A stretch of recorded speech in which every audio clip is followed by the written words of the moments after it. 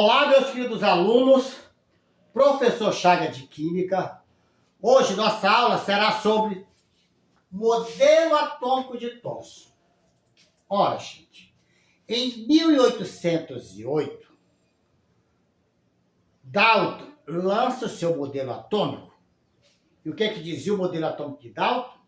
É a menor partícula da matéria, indivisível e indestrutível. Mas em 1897, esse modelo já não correspondia mais com a realidade. Já se conhecia os fenômenos da eletricidade. E Thomson elabora um novo modelo, baseado numa experiência feita pelo cientista chamado William Crookes. William Crookes, ele fez um experimento conhecido como ampola de Crookes, que é o que a gente vai ver aqui agora. William Crookes fez este experimento. Isso por volta de 1856, quando já se começou a desvendar os fenômenos da eletricidade. Ele pegou uma ampola de vidro, neste formato, colocou gás a baixa pressão, por volta de 0,01 atm, colocou eletrodos nas extremidades. Eletrodos é o caminho da eletricidade. Aqui é o polo negativo, chamado de cátodo, e aqui é o polo positivo, chamado de ânodo. Aí ele aplicou uma DDP, uma diferença de potencial de 10.000 volts. Ora, gente, cabe aqui uma explicação. Existem alguns professores que colocam em suas aulas 20.000 volts. Inclusive o professor Alexandre, que eu admiro muito as aulas dele, eu até recomendo o canal dele. Ele trabalha com 20.000 volts. Ora, Chaguinha, ele está errado ou tu está errado? Nenhum dos dois está errado. O problema é a fonte de pesquisa que é diferente. A minha fonte de pesquisa é a Marta Reis, e ela considera 10.000 volts. Mas não se preocupe que isso não cai no vestibular. Eu só estou colocando isso para que quando vocês verem outro professor falando um valor diferente, vocês possam ver que isso é dependendo da fonte de pesquisa. Então aqui nós vamos usar 10.000 volts. Então, ele aplica uma diferença de potencial de 10.000 volts. E aí, começa a se deslocar raios do polo negativo para o polo positivo.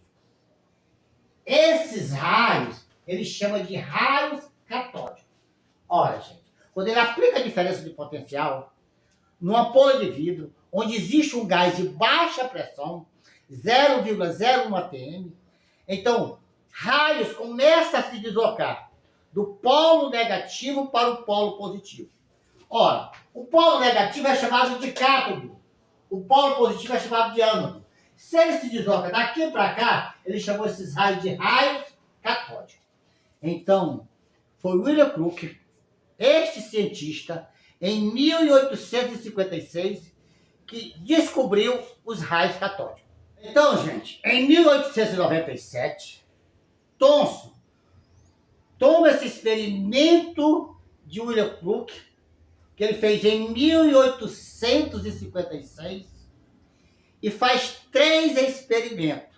Primeiro experimento, ele pega também uma ampola de vidro, coloca gás a baixa pressão, tá?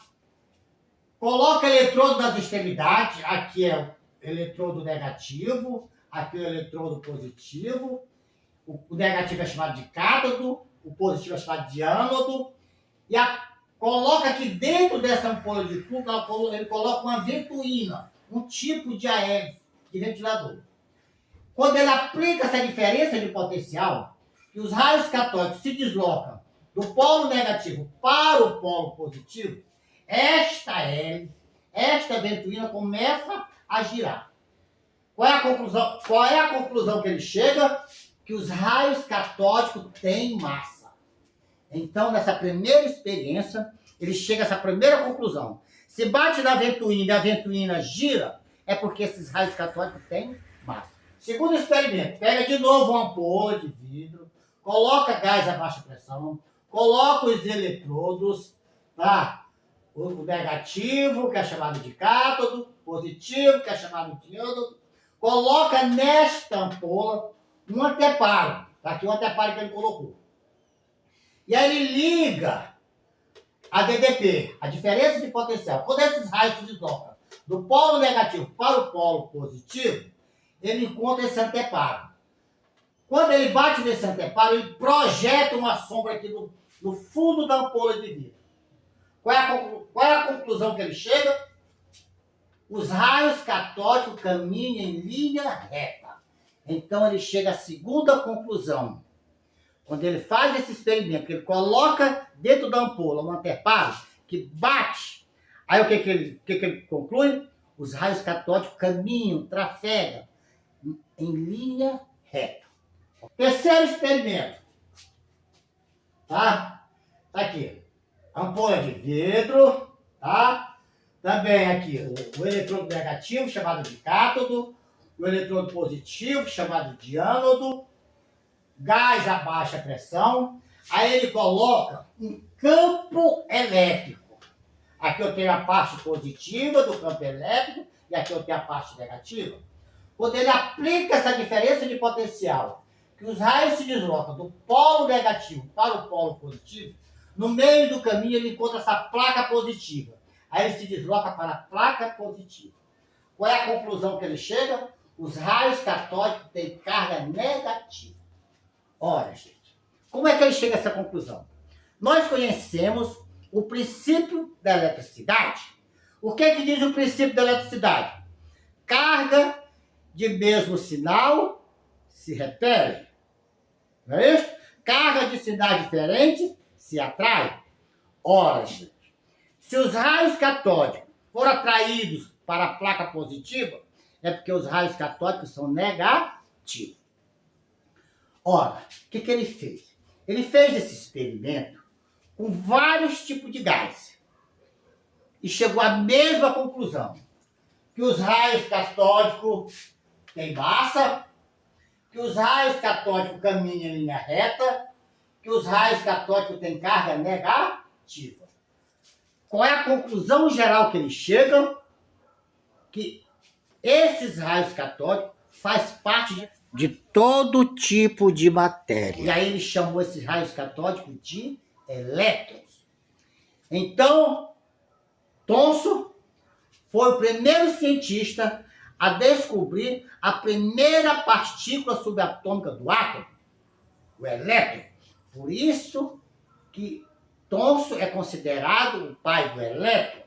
Foi o William Crookes que descobriu o elétron? Não. O William Crookes apenas descobriu os raios catódicos. Foi o Thomson que fez os experimentos e chegou a esta conclusão, que os raios catódicos são elétrons. Ora, gente, e o que é que Thomson fez? Thomson comparou o seu modelo a um pudim de passa, que é uma esfera positiva incrustada de elétrons. Então ele pega e compara o seu modelo. Bom, o que ele pensa? Poxa, o átomo não pode ser o que imaginava Dalton, uma bola de bilhar indestrutível e indivisível. Não, o átomo pode ser divisível. Então, a partir de Thomson, o átomo passa a ser divisível. Ele tem agora uma partícula subatômica, que é o elétron. Ok? Então, este é o experimento de Thomson para descobrir o elétron.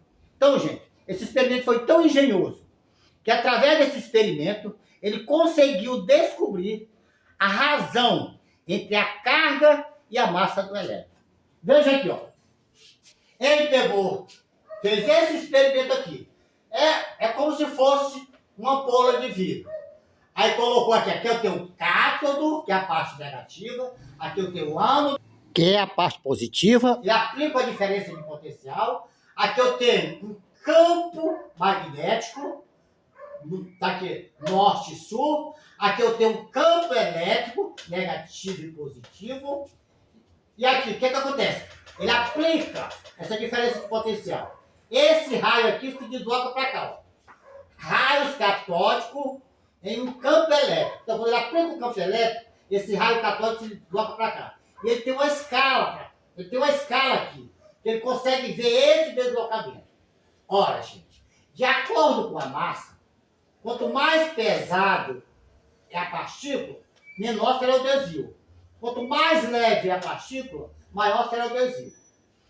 Aí, esse aqui, ó, esse raio aqui, raios catódicos, quando a força elétrica se iguala à força magnética. Então, quando a força elétrica se iguala com a força magnética, ele não se desvia, ele vai em linha reta.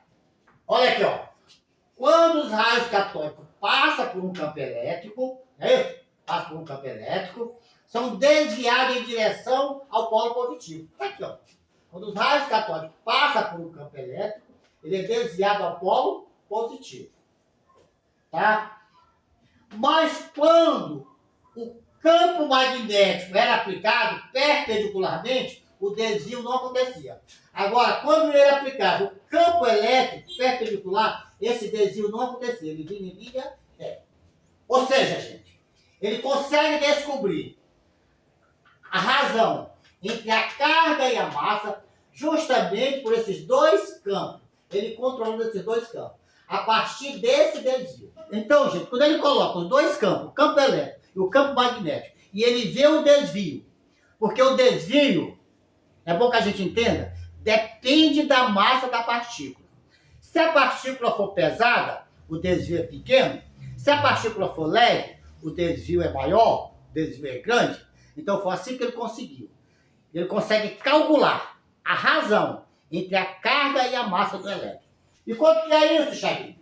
A razão entre a carga e a massa é 1,75885 vezes 10 elevado a mais 11 coulomb por quilograma.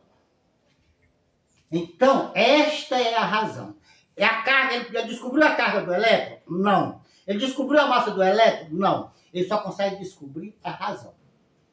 Então, gente, esses experimentos altamente engenhosos de Thomson, ele consegue descobrir o elétron e consegue descobrir a razão entre a carga e a massa do elétron.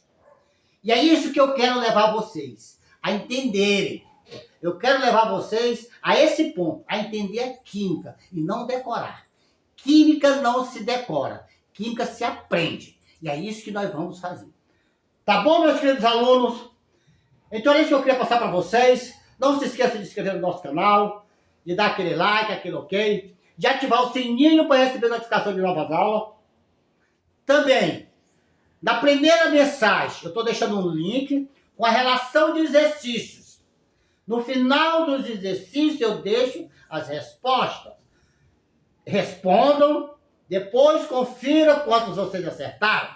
Se tiver alguma dúvida, entre em contato comigo por mensagem. Então é isso, meus queridos alunos. Até a nossa próxima aula.